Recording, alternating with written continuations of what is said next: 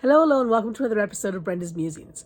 So today I want to talk about adventure, and I want to talk about how it's each person's journey to determine what is adventurous and what is not. Because I think we can all agree that what is adventurous for somebody, like getting into a rocket ship and going into outer space, may not be might be terrifying to somebody else. And somebody going on a rock climb that is not super strenuous might be, that's even just saying that, I've already put a qualifier on that. So let me rephrase that. Somebody going on a rock climb might be adventurous to that person, but maybe not so much to somebody else. So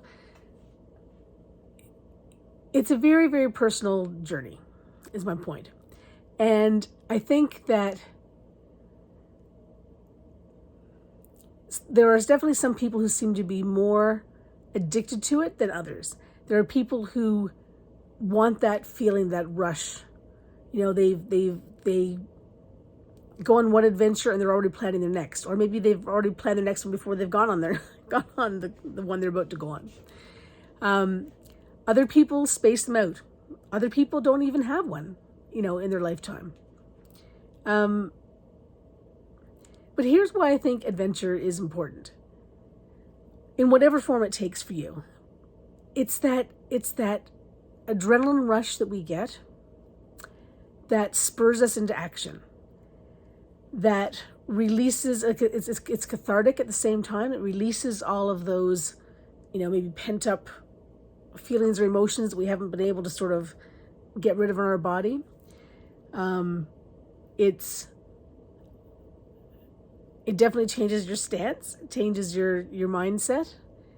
There's something about overcoming a fear and being able to move forward than being trapped in the fear that I think is really empowering.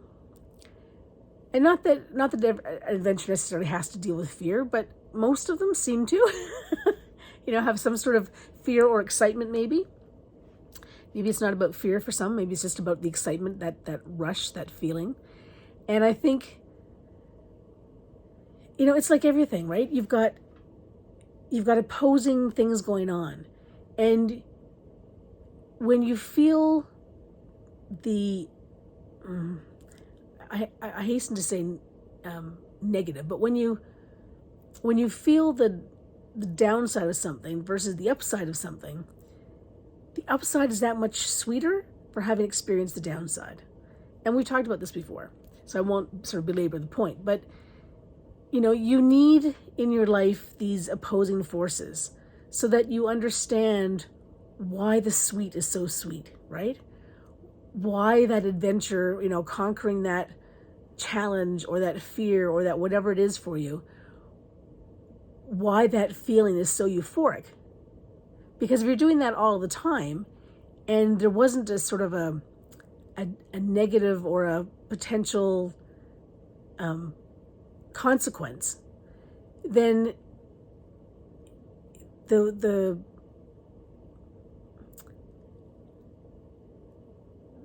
having accomplished that adventure would not be so sweet. Sorry for that long pause there. So think about that when you're sort of setting out what you'd like to do this year. Maybe it's in a trip you're going on, or maybe it's in, it's something you've always wanted to do. Like maybe you always wanted to bungee jump and you've never bungee jumped before. Maybe it's, you want to take up, I don't know, it's funny how a lot of these I just automatically put into the mindset of either business or sports in my mind. But you want to take something up, right? And you want to, and it's gonna take you outside of your comfort zone a little bit.